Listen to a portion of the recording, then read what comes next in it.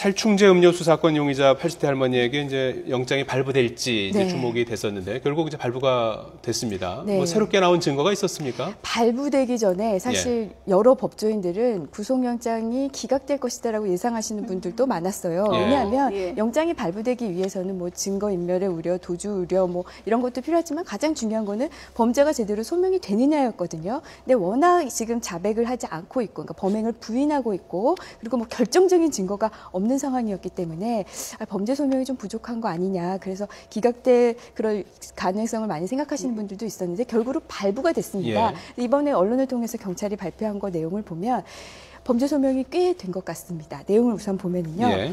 그 여러 가지 정황 증거들과 또 이제 그 범행에 사용된 도구들도 나오는데 먼저 이 피의자 이 박모 할머니가 그 살충제가 든 사이다를 혼자만 마시지 않았어요. 예. 그리고 이 사람들이 할머니들이 쓰러져 있는데 그 119에 신고를 하지 않았죠. 이 두 예. 가지 점이 처음에 이제 의심을 샀습니다. 근데 가장 결정적으로 그 살충제가 들었던 그 사이다 병이 그 뚜껑은 자양강장제 뚜껑이었잖아요. 근데 예. 그 자양강장제 그 병이 할머니의 그 피의자 할머니의 마당에서 발견이 됐는데 그 안에도 이제 살충제가 그대로 발견이 됐고요. 또 그 살충제가 들었던 그 농약 원액통도 그 집안에서 발견이 됐습니다. 예. 또 중요한 건 할머니의 옷에서 살충제가 또 검출이 됐고요. 예. 그 외에 이제 범행 동기도 좀 밝혀졌는데 경찰 발표에 의하면은 그 사건이 일어나기 전날 그 할머님들과 소에게 화투를 치다가 좀 싸움이 있었다고 합니다. 이런 내용들도 됐고 또 결정적으로 정황 증거가 조금 굉장히 유력한 게 나왔는데요. 예. 구급차가 출동했을 때 구급차 내에서 이제 CCTV가 돕니다. 네. 그게 이제 찍힌 정황이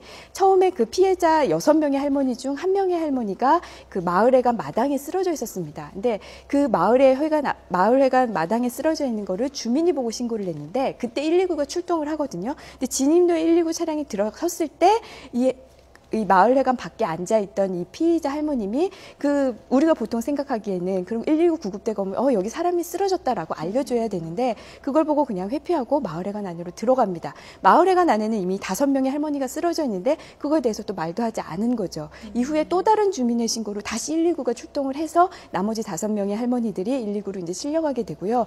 또 그 119 구급대가 처음에 와서 그 할머니들을 싣고 가는 과정에서 이 피의자 할머니는 그 119 구급대를 제대로 쳐다보지도 못하고 그 반대편에 그냥 먼 산만 바라봅니다. 이러한 행적들을 봤을 때 굉장히 이제 범죄가 어느 정도 소명이 됐다라고 이제 판사가 판단한 것 같습니다. 지금 말씀하신 것들은 어떤 직접적인 증거라고 보기는 어려운 거 아닙니까? 예, 직접적인 증거가 나온다면 정말 예. 살충제 같은 병을 뭐 예. 지문이 나온다던가 본인이 이런 뭐 게 진술을 한다든지 예, 굉장히 목격자가 있다든지 예, 이래야 그게 되는데 굉장히 지금 직접적인 증거가 될 텐데 말씀하신 것이 지금 나온 것들은 대부분 정황상 간접적인 뭐 그럴 증거, 것 같은데. 예, 정황 증거. 예. 그렇기 때문에 경찰은 조금 아직까지는 수사 게다가 또 피해자나 그 가족 입장에서는 굉장히 또 반발의 강도가 그렇죠. 세더라고요. 본인도 뭐 강력하게 부인하고 예. 있고요. 네, 우선 앞으로 본인이 어떻게- 강력하게 부인하고 있고요. 특히 살충제 부분에 대해서 가장 지금 제가 말씀드린 증거 중에 가장 직접적인 증거라고 할 수 있는 살충제 같은 병이 나왔다는 거 마당에서. 예. 근데 그거에 대해서는 그건 나도 알 수가 없다. 누군가 갖다 누군가 놨을 던진 것 같다. 나를 모함한 예. 것이다.